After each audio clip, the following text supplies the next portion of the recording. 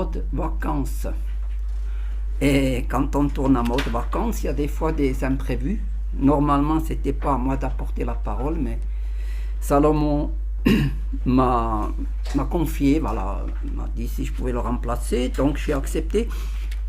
J'étais quand même content que ce soit quelques jours de temps qui m'a averti d'avance, puisque ça m'est arrivé une fois que j'avais, je crois, 2 jours où je devais remplacer un pasteur pour la prédication.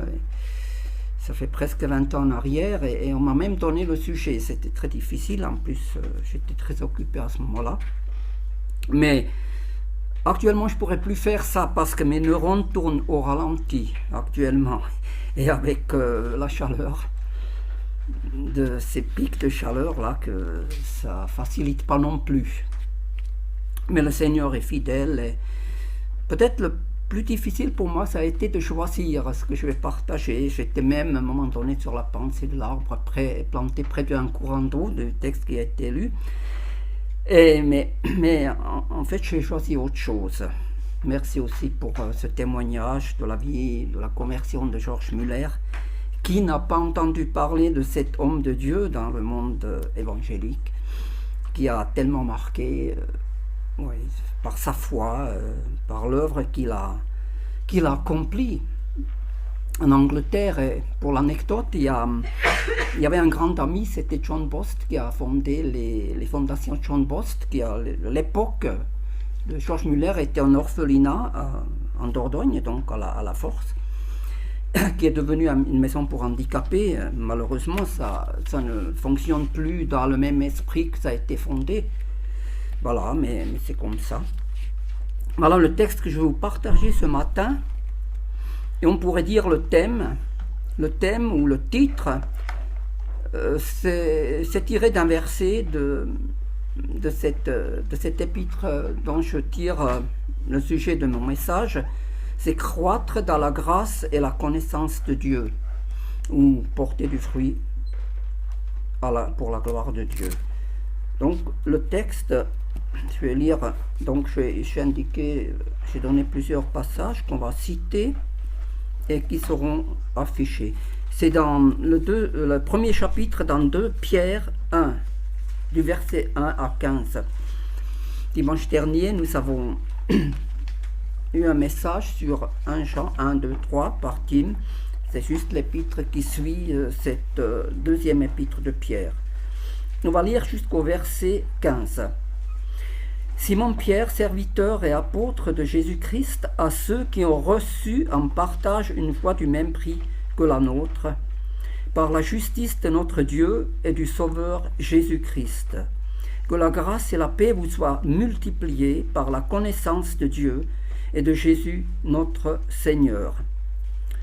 Sa divine puissance nous a donné tout ce qui contribue à la vie et à la piété, au moyen de la connaissance de celui qui nous a appelés par sa propre gloire et par sa vertu.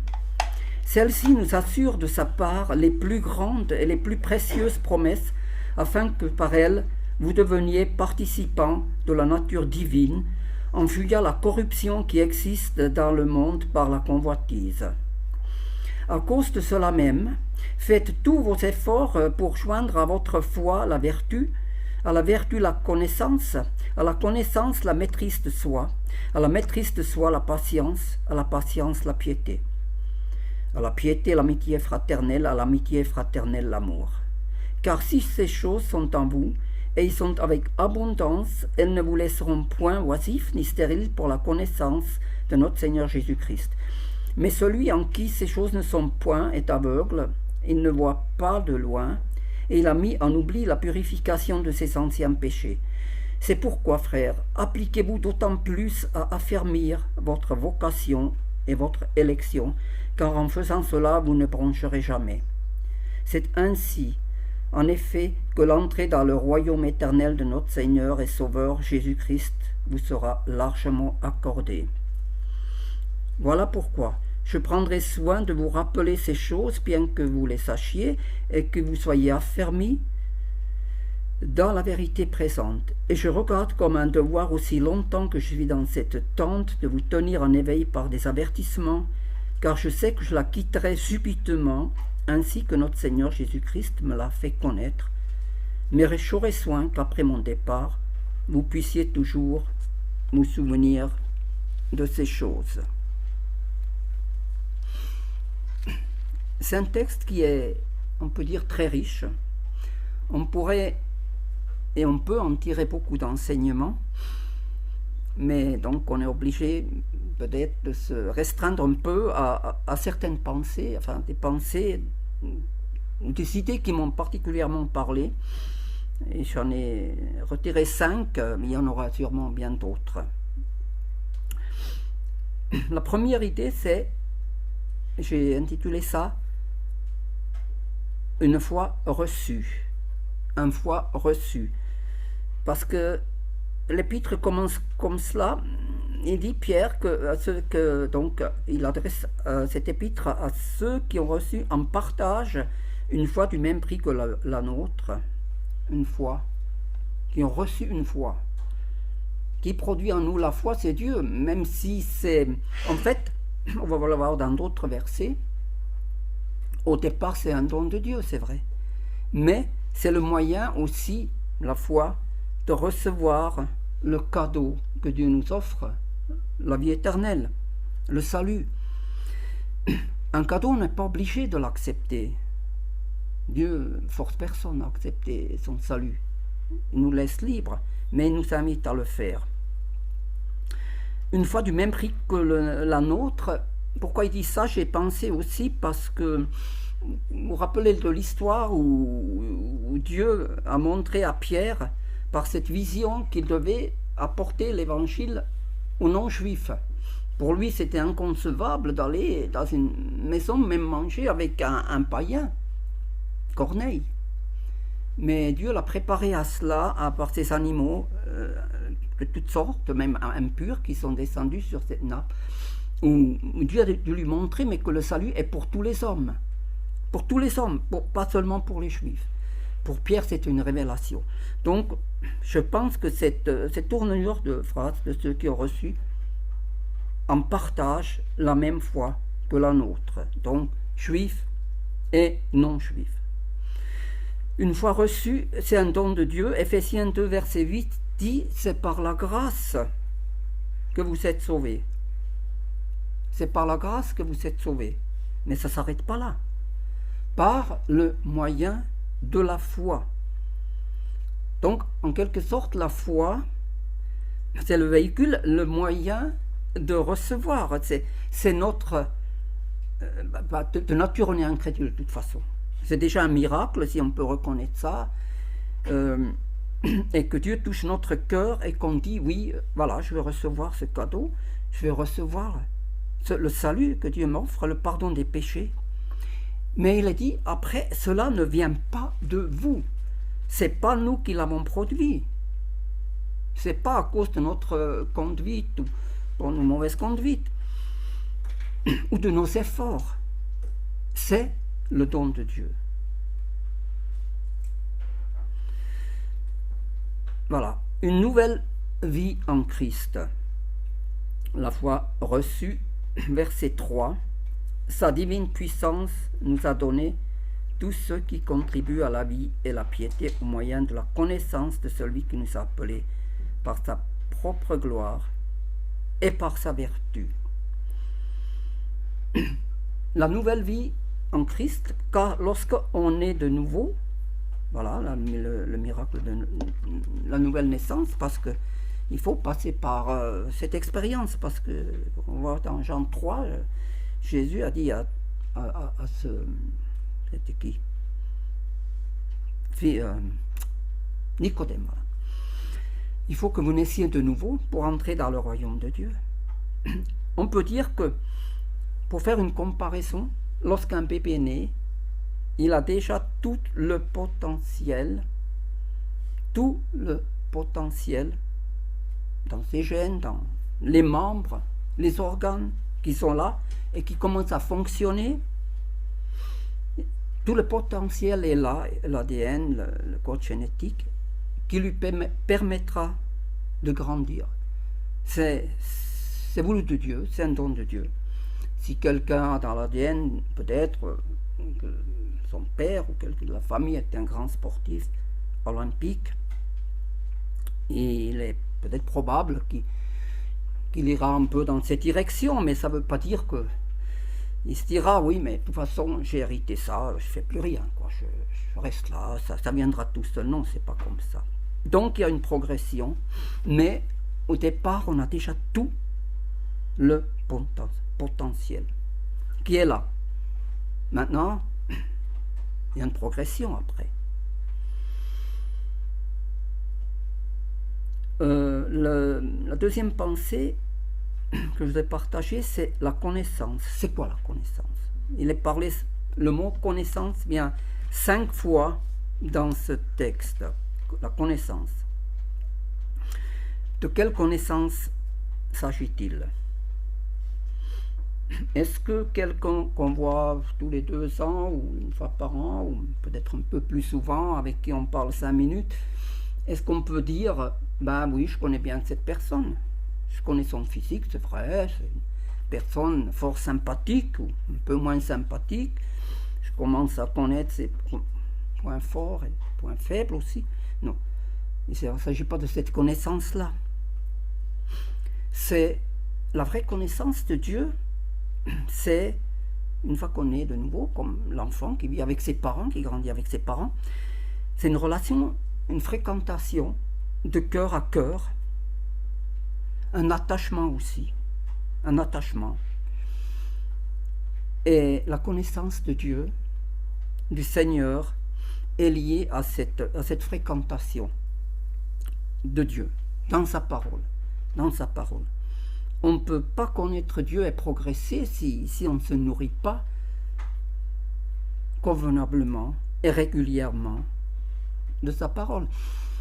Et la fréquentation, si on fréquente une personne régulièrement, on apprend aussi à l'apprécier de plus en plus. Et avec le Seigneur, c'est pareil. Si on lit et médite sa parole, on fait des découvertes magnifiques. C'est surtout dans les temps d'épreuve. Et j'ai des fois dit que j'ai loué le Seigneur, qu'il m'a sauvé dans des circonstances difficiles dans la famille. C'était vraiment c'était très très difficile.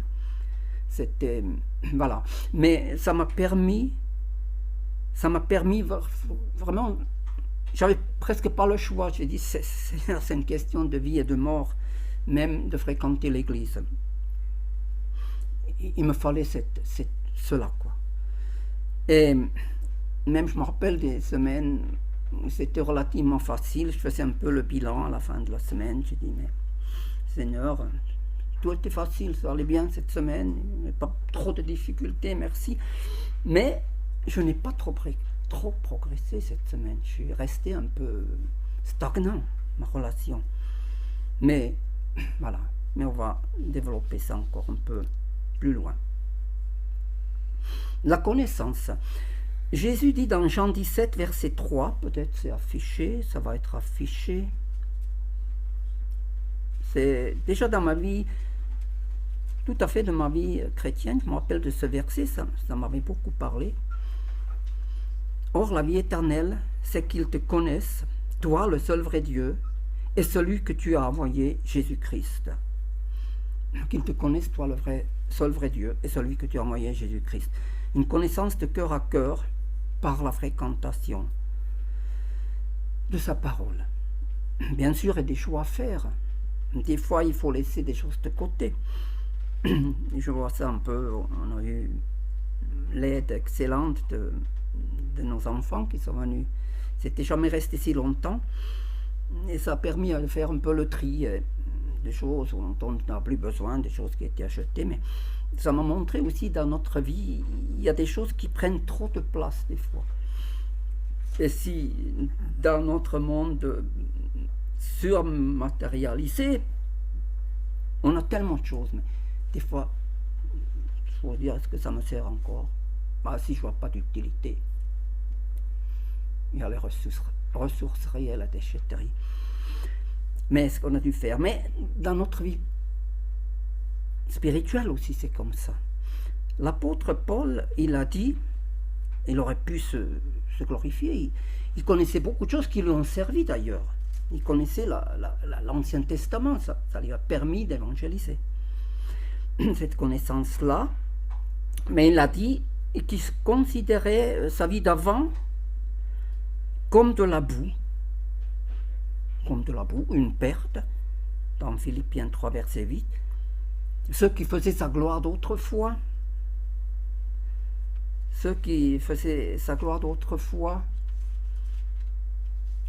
il a considéré comme une perte à cause de l'excellence de la connaissance de Jésus-Christ, mon Seigneur.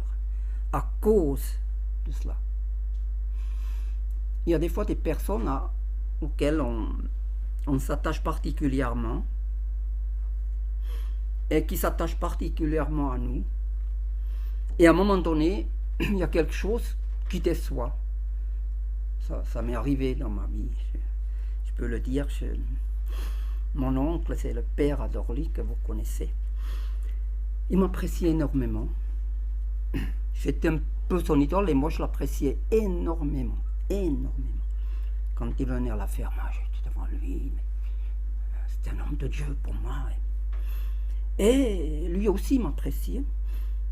Et un jour, je suis tombé en disgrâce auprès de lui, malgré moi, à cause d'un choix que j'ai fait. Et il me l'a dit d'ailleurs. Il dit, tu sais, je suis déçu parce que tu n'es pas passé par l'école missionnaire de notre église. Et même une fois, à la fin de sa vie, c'est vrai, il commence à perdre un peu les moyens. Il s'est affronté durement. Mais en fait, pourquoi il était déçu? Parce que il était tellement attaché à l'église, à la structure de cette église, qu'il aurait eu une certaine fierté si son neveu, qui était moi, était passé par cette école missionnaire. Et ce n'était pas le cas. Vous voyez, des fois, il y a des choses comme ça. Voilà. Mais tout ça, c'est humain. C'est humain. Donc, voilà, on arrive au troisième point. Participant de la nature divine, en fuyant la corruption qui existe dans le monde. La nature divine implantée en nous est en contradiction flagrante avec la corruption ambiante qui nous entoure. Donc il y a une séparation qui s'impose. Le Seigneur Jésus a lui-même dit, on va revenir à Jean 17, il a dit que, à partir du verset 14, Jean 17, je leur ai donné ta parole et le monde les a haïs parce qu'ils ne sont pas du monde, comme moi je ne suis pas du monde. Je ne te prie pas de les ôter du monde, mais de les préserver du mal. Ils ne sont pas du monde, comme moi je ne suis pas du monde. Sanctifie-les par ta vérité, ta parole est la vérité. Nous sommes physiquement dans ce monde, mais séparés de l'esprit du monde. Ephésiens 2, verset 2 nous dit que c'est l'esprit du monde, par le malin, par Satan, qui agit dans les fils de la rébellion. Ephésiens 2, verset 2. Nous sommes physiquement, et le Seigneur dit, ne nous ôte pas du monde, parce que nous sommes dans ce monde pour être les témoins. Mais Jésus a dit à Pilate aussi, mon royaume n'est pas de ce monde. Oh non, nous aspirons à autre chose, heureusement, parce que avec tout ce qu'on voit, et ça va pas, ça s'améliore. Nous sommes physiquement dans ce monde, mais séparés de l'esprit de ce monde. Et Pierre, le jour de la Pentecôte, de ceux qui se sont convertis, qui étaient touchés par la parole, il leur a dit, mais séparez-vous de cette génération perverse. De quelle génération? C'est la génération le monde religieux qui s'est débarrassé du Seigneur, qui n'a pas reconnu Jésus-Christ comme leur Messie, le seul qui pouvait les sauver, comme font beaucoup de nos jours. Séparez-vous de cette génération perverse. Il y a une séparation, pas physique, en quelque sorte, des fois oui, mais surtout sur le plan de l'esprit de ce monde. Un quatrième point que je voudrais souligner dans ce texte, c'est la progression dans la sanctification.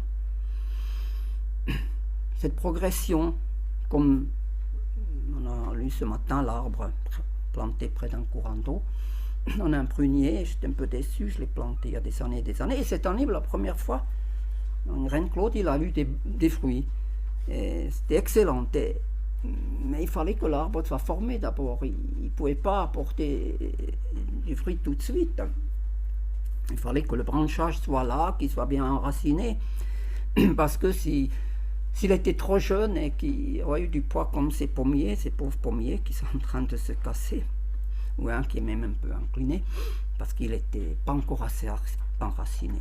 Donc il y a une progression dans la sanctification, versets 5 à 8 qu'on a lu.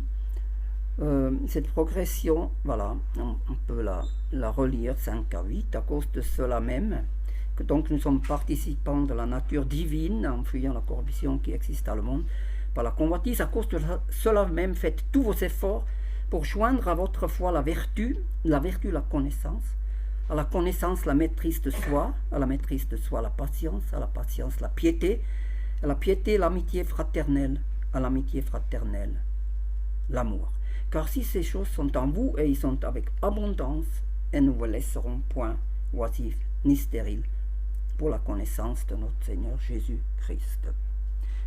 Il y a une progression dans cela, mais ce qui est dit ici, il n'est pas dit qu'il fallait produire ces choses. Il est dit joindre à votre foi.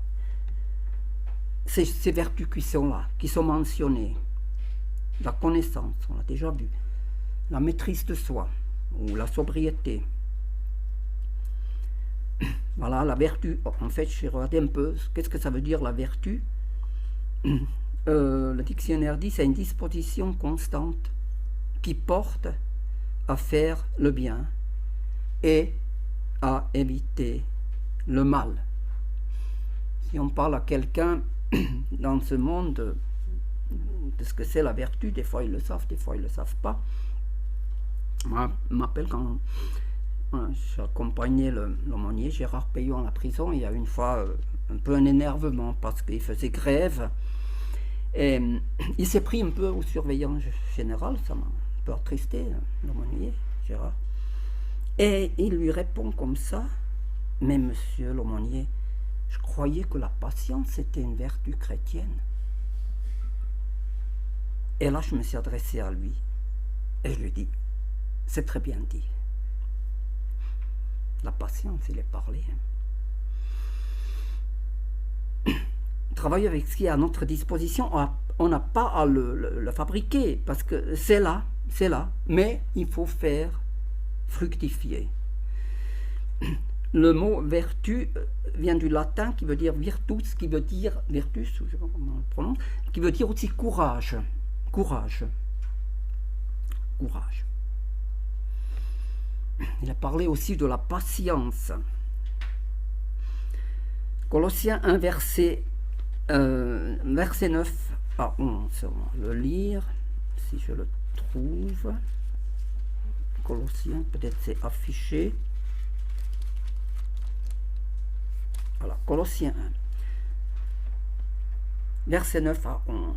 C'est pour cela, nous aussi, depuis le jour où nous en avons été informés, donc de leur foi, dit l'apôtre Paul, nous ne cessons de prier Dieu pour vous, nous demandant que vous soyez remplis de la connaissance de sa volonté en toute sagesse et intelligence spirituelle.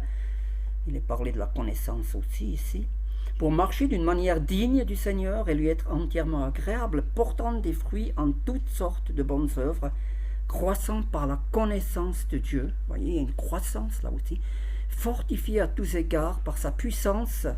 C'est encore une fois, c'est pas ce que nous produisons nous, mais par sa puissance qui agit en nous, glorieuse, en sorte que vous soyez toujours avec joie, persévérant et patient. Puis-je dire que je suis toujours patient? Non. J'ai beaucoup de progrès à faire. peut-être mon épouse le dira aussi. Des fois, elle me reprend un peu dans ce sens, et heureusement, et même ma fille, elle est encore plus directe pour cela. Tant mieux, tant mieux. On a besoin, on a besoin. La piété aussi. Tite 2, verset 12 nous dit « La grâce de Dieu nous enseigne à renoncer à l'impiété », donc la piété c'est le contraire de l'impiété, et aux convoitises mondaines, et à vivre dans le siècle présent selon la sagesse, la justice et la piété. La sagesse et la piété. En attendant la bienheureuse espérance de la gloire de notre Dieu et Sauveur Jésus-Christ. L'amitié fraternelle ou l'amour, de très très nombreuses exhortations de la parole de Dieu à ce sujet. Et on l'avait vu dimanche dernier dans 1 Jean 1, 2, 3, par Tim, l'amour, l'amour. Jésus a dit à tous, ceux-ci tous connaîtront que vous êtes mes disciples par l'intelligence sublime que vous avez, non, par l'amour que vous avez les uns pour les autres.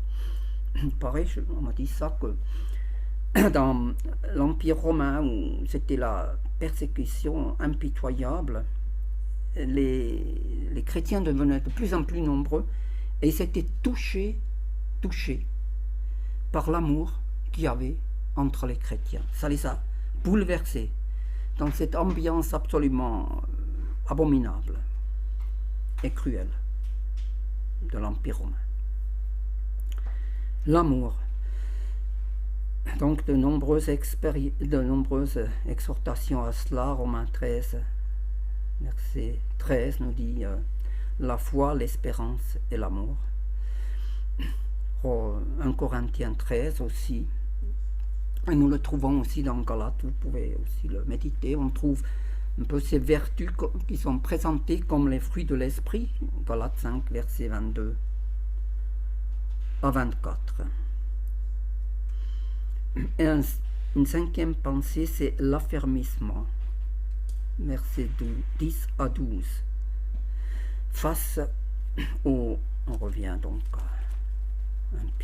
2 Pierre 1. L'affermissement. C'est pourquoi, frères, appliquez-vous d'autant plus à affermir votre vocation et votre élection, car en faisant cela, vous ne broncherez jamais. Il a parlé d'affermissement et d'application. Quel est l'enseignant qui ne doit pas souvent dire aux élèves, mais applique-toi un peu, là, tu peux faire mieux. Applique-toi, applique-toi. Mais des fois on ne peut pas faire mieux, mais au moins on fait un effort. Applique-toi. Affermir, l'affermissement. C'est quoi l'affermissement?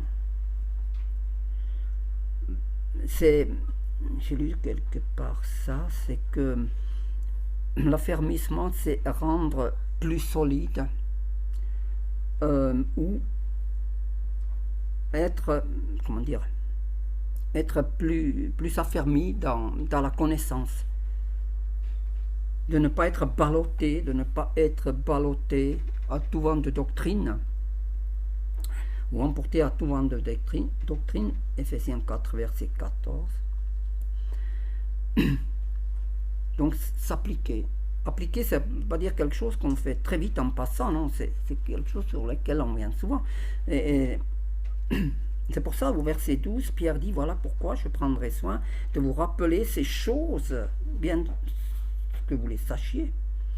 On sait beaucoup de choses, mais savoir et les appliquer, c'est encore deux choses. On peut savoir beaucoup de choses, mais est-ce qu'on les applique? Est-ce que Seigneur, on dit au Seigneur, oui, donc fais-moi la grâce, si je vois que je manque, par exemple, de la patience. Seigneur, je veux vraiment que tu m'aides dans ce sens-là. Je veux faire des progrès. Et pour conclure, je vous propose 3 textes qu'on va lire tout simplement et qui sont aussi un secret pour porter du fruit, comme Jean 15 nous le montre. Et je vais juste citer, vous pouvez les suivre, ils seront sans doute affichés. je sais pas s'ils sont affichés. 1 Thessaloniciens 3, 12 et 13.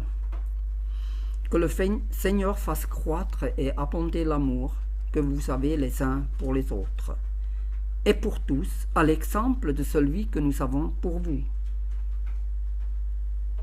Donc on peut dire là, dans ce verset, oui, j'aime mes frères, mais j'aime mes frères et sœurs, et tous, mais il y a toujours des progrès à faire. Il ne faut jamais se reposer en quelque sorte sur l'acquis. Il y aura toujours encore des progrès à faire.